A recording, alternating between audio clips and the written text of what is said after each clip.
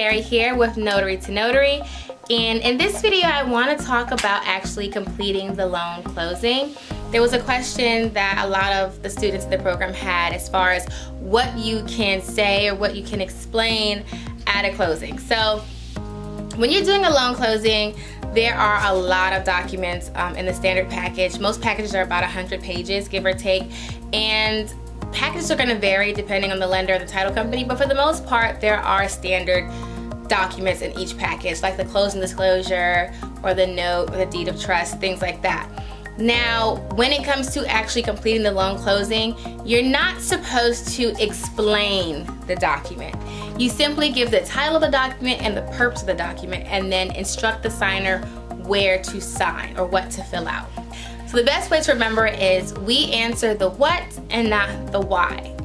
And that's basically saying we can answer what questions, like what is my interest rate, or what are my closing costs, or do I have property tax and insurance set up in my escrow.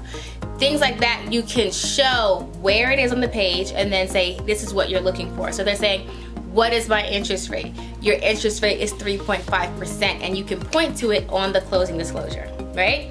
But if they ask you a why question, like why is my interest rate so low? Why are my closing costs so high?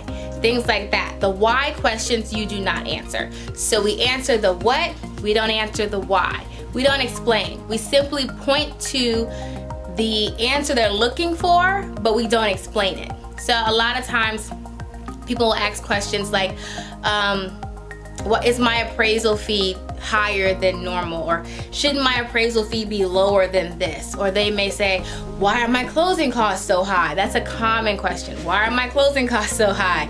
And then what you can do is you can show them the itemized breakdown of their closing costs, and you can, show them on your closing disclosure, these are your closing costs.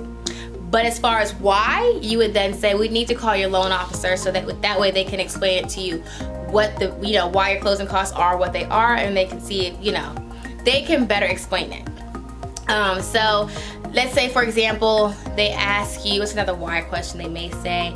Usually it's the closing costs and the interest rates. What people always ask, appraisal fees, things like that. So you can always show them what they're looking for, but you cannot tell them why it is the way it is. So that's the safest way to complete a closing. So you want to get familiar with loan documents, that's for sure. So that's basically understanding, what the different documents are, like what is a note, what does it look like, what does the closing disclosure look like, what does the deed of trust look like, what is the compliance agreement, what is the signature name affidavit and how to complete them. That's a big one.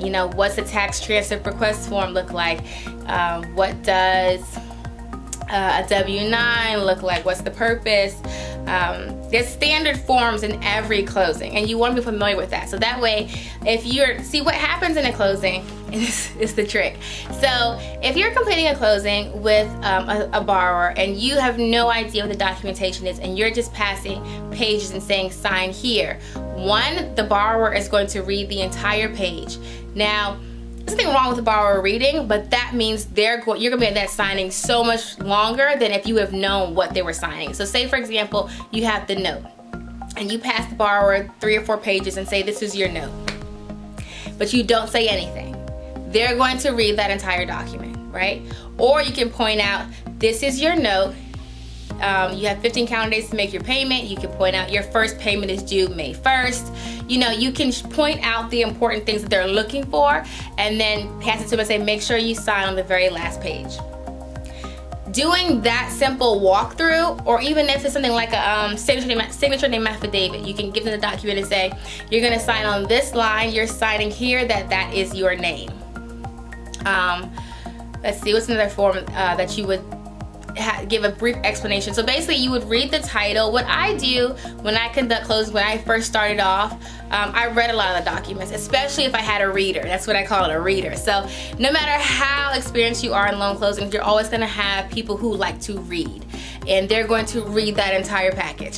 So yes, the average closing may be 30 minutes, but with that reader, it might be an hour, okay? So if I have a reader, of course, you never rush them, and you don't want it to be awkward, so you don't want to just stare at them the whole time and say, okay, you know, let's move it along. So instead, I would read. So when I first started doing loan closings and I had a reader, they would read their set of documents, and then I would in turn read documents that I have on my side. So that way, I got familiar with all the loan documents. You know, I would read the hazard insurance disclosure, I would read the right to cancel, I would read the compliance agreement, I would read all the documents, so that way I was familiar with what the documents are. So now when I do loan closings, everything is like, I already know what all these documents mean, and if they have questions, I can pretty much answer the basic questions. But when it comes to explaining the fees, so I don't explain the fees. I simply show them where the answers are, and then I would call a loan officer if they still have questions.